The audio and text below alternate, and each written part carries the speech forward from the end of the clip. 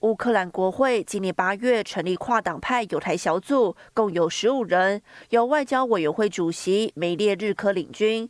25号与台湾立委召开第一次线上工作会议。梅列日科在推特表示，双方就应对共同的挑战交流意见。乌克兰与台湾人民坚韧，且会继续努力捍卫民主和自由的未来。美国新闻周刊27号披露，乌克兰国会友台小组宣布成立前夕，中共驻乌大使范先荣曾试图跟梅列日科见面，但被梅列日科拒绝。北京当局上周也向乌克兰驻中国大使馆施压，梅列日科批评中共在试图对外国国会发号施令。梅列日科表示，范先荣曾向执政党人民公仆党的党内大佬抗议，所幸这些大佬并未向他及友台小组成员施压。梅列日科指出，今年3月曾和数名议员尝试拜会范先荣，就开辟人道走廊寻求支持。不过，当时范先荣拒绝与他们见面。在那之后，梅列日科意识到与中共打交道是没有用的。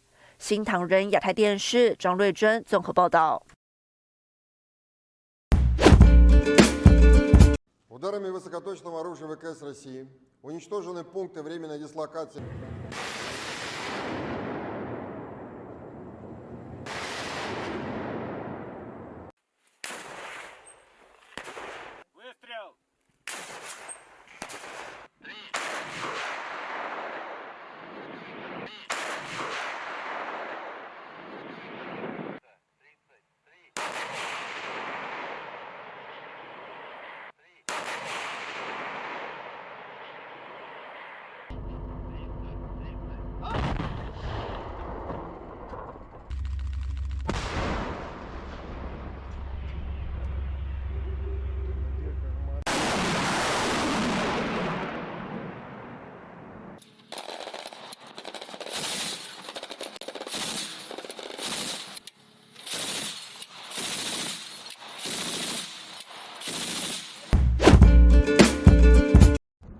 月28号，美国2艘提康罗加级导弹巡洋舰钱勒斯维尔号与安提坦号穿越台湾海峡。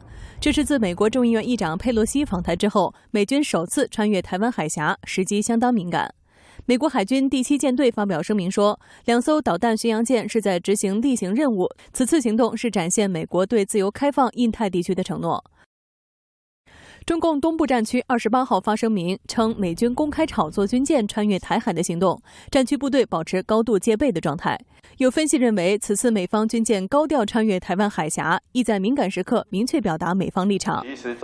台湾国防院战略所长苏子云分析，以往美军船舰穿越台海大概都是以单舰或者搭配一个油弹补给舰，但是这次穿越的2艘神盾巡洋舰，他们的火力都非常强大。根据公开资料，安提坦号导弹巡洋舰这次已经是第4次穿越台湾海峡。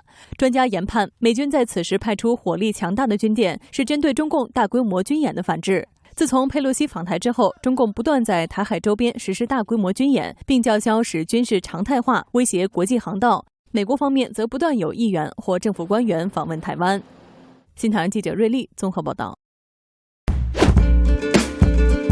民进党前立委郑宝清28号受访时表示，宣布参选后，短短1个晚上就遭到4000多个海外假账号攻击。对于外传背后有国民党资金挹注，郑宝清也做出澄清：都是污蔑嘛，我现在跟大家报告，我现在没有收到任何的资金，都没有哈。我想我们很清楚我们的核心价值，我们不会去收任何不该收的钱。我们没有特定的对象，或者特定的团体，或者特定的个人。我想，只要认同青年勤政爱乡土，不管任何的政党，只要是我们理念一致，我们就会一起为台湾这块土地来牺牲、奉献、付出。对此，民进党中评会表示，还在做最后努力沟通，希望不要造成亲痛仇快。如果郑宝清最后仍登记参选，依党纪就是开除党籍，最慢在9月中旬就会处分。对民进党也没有所谓的生气或者是不满，我们反而是对民进党有更多的期待。我们希望台湾不要再走上2次政治革命、民主革命。我们希望能够所有政党都能好好厮守，是不是疼爱台湾这块土地？是不是要为台湾市民做事情？那才是更重要的。对于郑宝清宣布参选，桃园市长郑文灿以及郑运鹏则是回应，不论是提名或是处置，都由党纪来处理。我们都是从政党员，那党纪我们也都要接受，不管是接受提名、接受征召、接受党纪的处理，其实我们每一位都是公平的。我想，民进党是一个有理念的政党，也是一个有制度的政党。那任何的选择，如果要走不同的路，追求不同的方向，我们都尊重。那不过党纪的问题是由中央党部来统筹处理。而在其他参选人方面，国民党参选人张善政表示尊重，民众党戴香伶则表示脱党势必造成绿营党内很大危机。民进党桃园选战接二连三的突发事件，让整场战局增添了更多的变数。新唐人亚太电视胡淑霞、张年杰，台湾桃园采访报道。Rice is the largest food crop in China, accounting for 40% of fall cereal production, and rice-growing areas in the Yangtze River Basin are currently suffering from drought and will be at risk of severe yield reductions. According to Sound of Hope, hot weather and drought swept through 14 provinces in China, bringing water levels of 3 rivers in Chongqing to near bottom. The affected crop area is about 1.2 million hectares. Sichuan, the most important hydroelectric province, was forced to cut power due to a lack of water. The 6 provinces and cities in the Yangtze River Basin include Sichuan, Chongqing, Hubei, Hunan, Jiangxi, and Anhui. Although Sichuan and Chongqing successfully achieved artificial rainfall on August 25th and partly relieved the drought, the Central Meteorological Observatory continued to issue a yellow high-temperature warning on August 27th. Some of the areas included are East Sichuan, Chongqing, North and East Guizhou, Southern Hubei, Hunan, Western Jiangxi, and other places have high temperatures of 35 degrees Celsius to 39 degrees Celsius, with the highest temperature in the western and northern regions of Chongqing that reaches above 40 degrees Celsius or 104 degrees Fahrenheit. The water level of the Wuhan section of the Yangtze River, which produces water every summer, has dropped to a record low. The affected provinces, Sichuan, Chongqing, Hubei, Hunan, Jiangxi, and Anhui, are the provinces with large fall harvests. Last year, grain production in these 6 provinces and cities reached 168 million tons, accounting for 24.6% of the country's total food production. Zhu Juan, director of the Agricultural Information Department under the Plantation Forestry Administration, Ministry of Agriculture and Rural Affairs, said that mid-crop price in the South is currently in the growing and blooming stage, which is the critical period determining yield, and this period is most sensitive to temperature and humidity. Unprecedented high temperatures and historic droughts make people worry that after the Great Drought,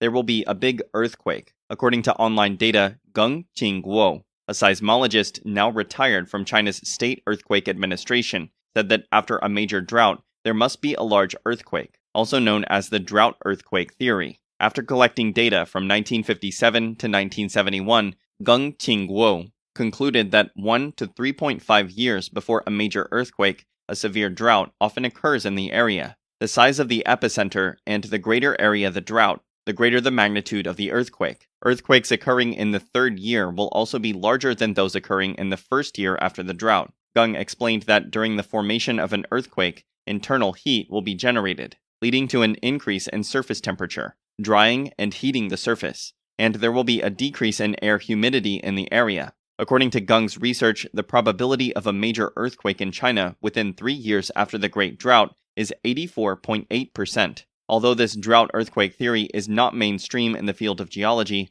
it is said that Geng successfully predicted the 1975 Haicheng earthquake and the 1976 Tangshan earthquake.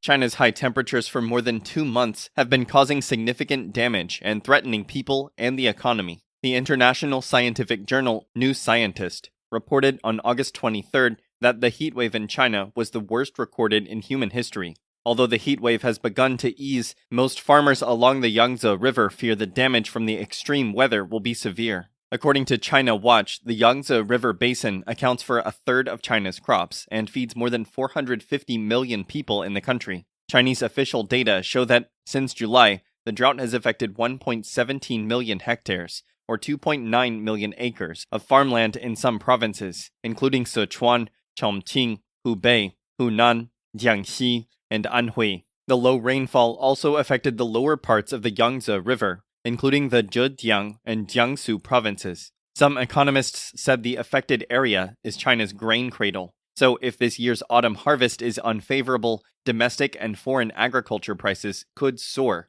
and even cause a massive burden on the global market. China's Ministry of Water Resources said on August 11th that the drought had affected nearly 33 million mu, or 22,000 square kilometers, of arable land, and 350,000 livestock. However, the actual number may be much more significant. On August 23rd, China's Ministry of Agriculture and Rural Affairs, the Ministry of Water Resources, the Ministry of Emergency Management, and the Meteorological Bureau jointly issued an emergency notice. They called on farmers to harvest and store rice and take action to strengthen grain production in the coming weeks. They also asked local authorities to do everything possible to find more water sources. In the severely affected areas, the regime urged them to replant late autumn crops, such as sweet potatoes. But this is not easy given the dry conditions. Hu Baolin is a 70-year-old farmer in the outskirts of Nanchang, the capital of Jiangxi province. He said that planting other crops is impossible for them